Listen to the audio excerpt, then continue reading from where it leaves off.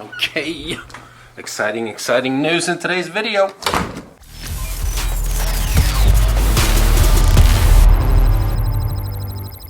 Indeed, welcome back to another upload on the AutoVlog YouTube channel. We have some very exciting news in today's video, but first a quick little weather report. We have semi-sunny here today, still pretty cold, but it's dry out, so we can finally take the AMG out once again. But before we leave, I'm extremely excited to announce that we will be doing a giveaway on the channel pretty soon. And this time, no, it's not going to be a GoPro, it's not going to be a drone, it is indeed going to be a car. But wait, we got to squash some rumors right away. No, it is not going to be the AMG. This is my baby, she's staying. It's not going to be the Hoopty. A lot of people have been suggesting that I give this car away, but it's not going to be this car. It's in such bad shape, I wouldn't even feel good about giving it away. And no, it is not my truck. And if I want to stay alive, it's definitely not my wife's Raptor. So, what car is it going to be? Well, I don't exactly know. What I do know though is that I have a budget which will be around $10,000. So it's not going to be a brand new car. I'm not a multimillionaire. I can't give away Lamborghinis and McLarens, at least not yet, but it will indeed be a car. And like, I am so excited about this. I don't really know how to put it in words. It's going to be so awesome to be able to give a car to one of you guys. So how are you going to be able to win this car? Well, I can't announce that quite yet because there is a lot of work being done in the background, and there's been a lot of work being done in the background of us for a long time to be able to make this a reality. So recently, for instance, I know that there hasn't been a regularity in uploads. That's because I've been doing a lot of stuff behind the scenes that take a lot of time. But in about, I think and I hope, 2 weeks, I will be able to give you information on how to enter in the biggest giveaway we've done on this channel, at least. But until then, make sure that you are subscribed to the channel if you're not already, because this is going to be absolutely awesome. But what we're going to do in today's video, we're actually going to go for a little drive, and then we're going to take a look at some cars, because like I said, I don't know exactly what will be the best vehicle to give away on this channel. Of course, you know, you want to lean towards something more sporty and fun, but then I'm also thinking like maybe something that's more practical. That is something that a lot more people can have use for. Maybe like a 4-door sedan, you can fit your kids, and you know, you have a nice trunk and fit all kinds of stuff that you need in everyday life. So while we're in the car driving around looking at different cars at dealerships, used car lots and so on, we're actually going to have a conversation about things you need to know before you're buying a used car or during the process of buying a used car. And this will be coming from a previous car salesman himself. I get a lot of questions from people asking me to make videos on this topic. Now, some of the things we talk about will probably be like preaching to the choir, everyone knows, and some things might be news to you. So without further ado, it's time to once again jump in the AMG and go for a little ride. Do a little pull here.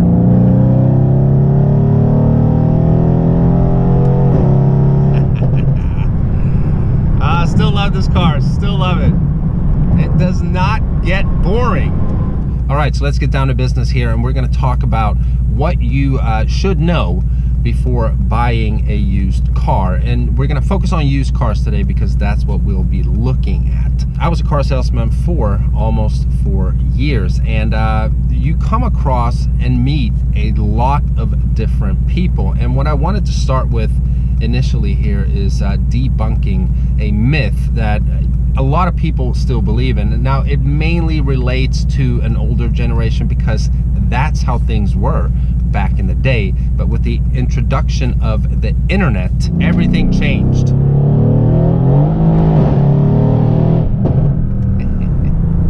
So I would get the question pretty often from people saying, okay, but how much can I get the car for if I pay you cash? And that's just something that a dealership and even at least a higher end used car lot prefer not to happen, which is the customer paying cash for dealerships make more money if the customer chooses to finance, because they make money on the back end off the interest rate. So basically, when a customer came and said, well, I want to pay cash, you almost wanted to tell them, well, you're going to get a worse deal, because we're definitely not going to move on the price if you're paying cash, because we won't make any money on the back end. Now, obviously, I never said that to a customer, and obviously it's not like we increased the price or anything when they wanted to pay cash, but that is just the truth. Most dealerships want you to finance. They don't like cash deals. And the reason for that is, like I said, it's the internet.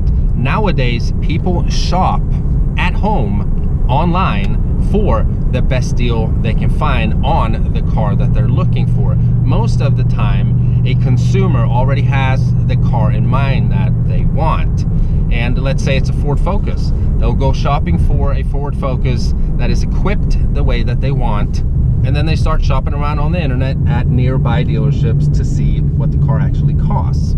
And if you do your research for a little while, you'll start understanding where the market is for that specific Ford Focus that you're looking for. Let's say it's a titanium, a fully loaded one. So if it's a used 2017, for instance, with a certain amount of miles on it, it might be, who knows, $14,000. So if a used car lot or a dealership is trying to be schemy here and make a bunch of money on this car, and they mark it up $2,000, that customer is going to know that something is not right there. Like, why is pretty much the same car costing $2,000 more than all the other dealerships that I've been looking at who have the similar car that I'm looking for? So that dealership or that used car lot is not even going to get a phone call. They're not going to get a visit from that customer, because they're trying to mark the car up and make a whole lot more money. Now, of course, there might be someone coming there and looking at that car anyway that don't know better, but for most people car shopping today, they do it at home, on their laptop, on the internet.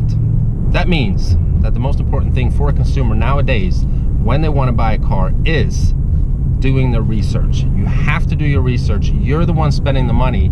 It's your responsibility to find the car that fits your budget. Now, you might think that I'm just sitting here preaching in favor of dealerships, used car lots, and car salesmen just because I was one myself, and that is not the truth. I'm just telling you like it is. I mean, it's just straight up facts. I dealt with customers on a daily basis where they walk in, and it's this psychological thing in people, myself included. I'm not just saying it's everyone else, but not me, where you feel like you just want to beat the car salesman. You want to beat the dealership at their own game. You want to get some money off the price, because then you feel like you're getting a good deal. Now, when it came down to it, many times we had to sit down with the customer. We had to go through the market and show what other dealerships were charging for the same type of car, and just show them like, hey, you're free to go do exactly what you want. But I promise you, for this specific car, in a 50-mile radius, we're the cheapest around. There's no other place that is offering you the same car for less amount of money. And that we had to do it that way because of the internet and because of how competitive it was. And sometimes the customer walked out and they came back.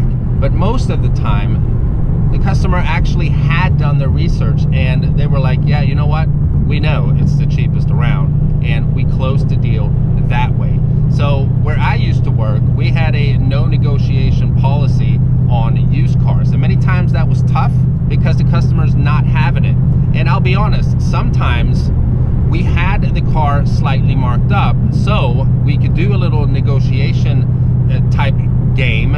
And the customer, let's say the customer got $500 off on the car. But here's the kicker. What I learned during my years in dealing with people and just getting to know people and the mindset and the way people think is, it actually doesn't matter to the customer if they're getting the best deal. What really matters is if the customer feels like they got a good deal. And if they were able to get that $500 off the price, whatever it is, I'm just throwing out a number here, it feels like they were able to get this good deal. But if you look at the facts, and if if they did their proper research, they would have known that they could have actually gotten a very similar car for less money if they went somewhere else. But just because they hadn't done their proper research, they didn't really know where the market was and where the best deal was.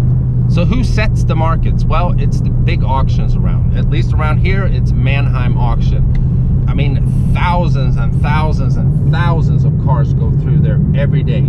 Every dealership and even used car lots, they go to the auction and they buy used cars. That's how you keep your used car inventory fresh. You cannot just depend on trade-ins, because you might not be getting the right trade-ins that people actually want to buy. So for instance, cars like Ford Fusions, Chevy Malibus, they're big with rental companies. So they've flooded the market. There's tons of them out there. And their secondhand value is horrible. I mean, it's just so bad. They'll drop from new and they're just being used for even 6 months. They'll drop maybe $10,000, and they're not expensive cars. You can buy a base model Ford Fusion for maybe $23,000, and we'd be selling them for like 14 with minimal mileage on them. And that's because they have flooded the market. There's so many of them out there. So the auction is really the ones dictating what a car should be worth. So all used car managers and so on, they go to the auction and they try to get the best deal at the auction. And then after getting the car at the auction, they try to set the lowest retail price in the region where their dealership or their used car lot is, so you can be competitive on the internet, because that is where people do most of their shopping nowadays. It wasn't like that back in the day. Before the internet, a customer didn't really have the same hang of the used car market, and that's when car salesmen and dealerships could make tons of money on used cars and ripping people off because they didn't know what they should be paying. I mean, I've heard stories from old school car salesman people where they were holding like $8, $9, $10, $11, $12,000 on a used car, and this was way back in the day when people weren't making as much money and cars didn't cost as much. Those times have changed, and that is just a reality that most people nowadays actually understand, but many still don't want to believe it. So again, when it comes down to being able to get the best deal on the car that you're looking for, it is actually up to you. You have to do the research. It's your responsibility. It's your money that you're spending. I mean, a dealership, trust me, they would want to make so much more money on the used car market, but they can't risk it because of people doing their research at home. And if your price is too high, you won't even get a visit. And that means that you're losing money. Now, does it hurt to walk into a dealership and start bargaining on the price anyway, although you might know that it is a really good deal? Of course not. I mean, I would do it, but don't be surprised if the dealership just straight up tells you no and challenges you to try to go find the same or very similar car somewhere else for a lesser price. That's just the reality today. I had to do it many times, and many times the customer actually came back and they bought that car. So it comes down to having the customer understand where the market is and that they're actually getting a good deal. And if you as a consumer have done that research, you'll know that it is a good deal. But like I said, it doesn't hurt to bargain. I mean, sometimes they might, you know, give in anyway.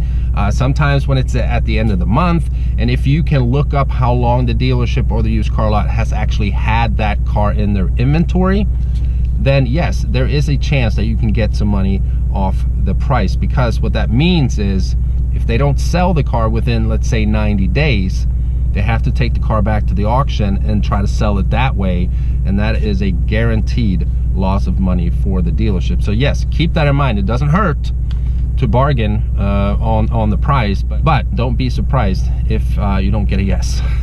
Now, the last thing that I wanted to talk about here, and this pertains to you if you are financing the car, because one little schemy thing that some dealerships will do is bump the interest rate. So let's say you're buying a car for $15,000. You put X amount of money down, let's say $4,000 or $5,000, and then the salesman quotes you a monthly payment for, let's say, 60 months, and he quotes you an interest rate of 3.9. Make sure that you take out your calculator. If you have a car payment calculator, even better, and you double check that interest rate, because what some places like to do is to bump that interest rate and hope that you're not double checking, and then the payment is actually at 4.5%. You're paying more than you have to, and the dealership makes money on the back end. So definitely keep an eye out on the interest rate. If you quoted a certain interest rate, check it yourself and make sure that that's the actual interest rate that they put on paper, because they'll try to be a little schemy like that, hope you're not double checking, and then they're making more money on the back end out of your pocket. So if we're going to try to wrap this part of the video up here, the main part that we've been talking about is, of course, the money side, but also the market side of used cars nowadays. And this pertains to most used cars, at least in the United States. You know, if it's an extremely rare brand of car and stuff like that, yeah, it might be a little harder to do your research. But when it comes down to just normal brands like Ford, Chevy, Nissan, Toyota, you know, anything like that, which is the main type of brands that people buy nowadays, this definitely applies. It comes down to you doing your research, knowing what you're buying and knowing what you're paying for. But those are definitely the main things that you need to think about when it comes to buying a used car. Everything is pretty much out there on the internet for you to be able to figure out what a good price is, or even the best price out there on the market. But now I think it's time for us first to put my car in drive and go look at some cars.